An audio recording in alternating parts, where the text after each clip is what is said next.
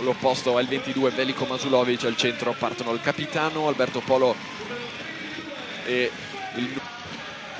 Che ci seguite numerosi da casa, quindi Padova al solito 6+1. Dall'altra parte dei ragazzi in maglia bianca, la palla va nel conflitto tra Orioli e Gardini, i due.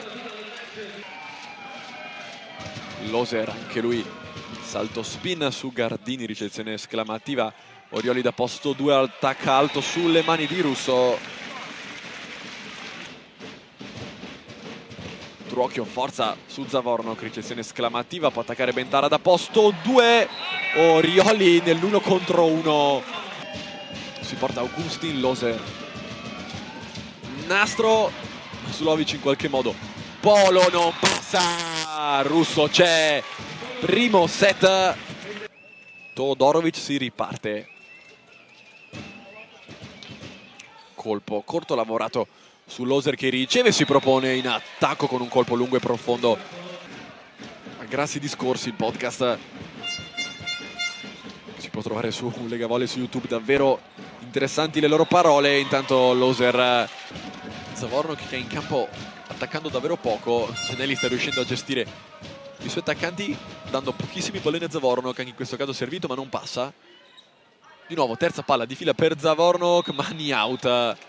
È appena il suo terzo punto in attacco in 2 set, ma è quanto basta per vedere Perugia che conduce 25-19.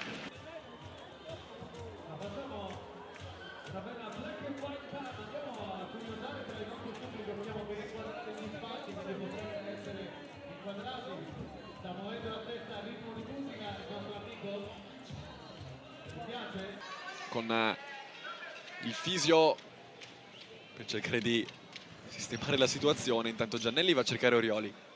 Stefani può attaccare da seconda linea, la palla non passa. Polotinsky è impeccabile a muro. 1-0. Incredibile. Polo float sul bucket di Zavorno, ricezione perfetta, palla al centro di Russo. Truocchio salta in opzione in aria, sposta le mani verso zona 1 e si gioca il suo secondo muro personale su Roby Russo. +3. Masulovic forza, Giannelli va in seconda linea per l'attacco di Bentara. Muro vincente di Gardini. Padova vince il terzo parziale 26.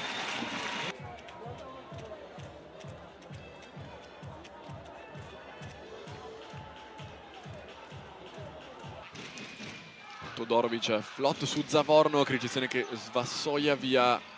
Free ball per la Sonepar appoggiata da Masulovic, può attaccare Orioli ma non ci arriva perché la palla di Todorovic è semplice quando c'è l'avvicendamento tra liberi, rimanere nel match toccando pochi palloni.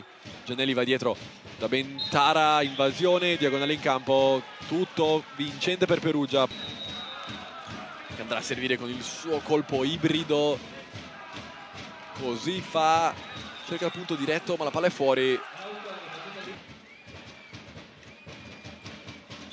Flot non forza su Zavorno, che Giannelli va al centro da Loser. Primo tempo vincente di Loser, la Sir vince 25-22, un'ottima Padova si arrende dopo 2 ore di battaglia.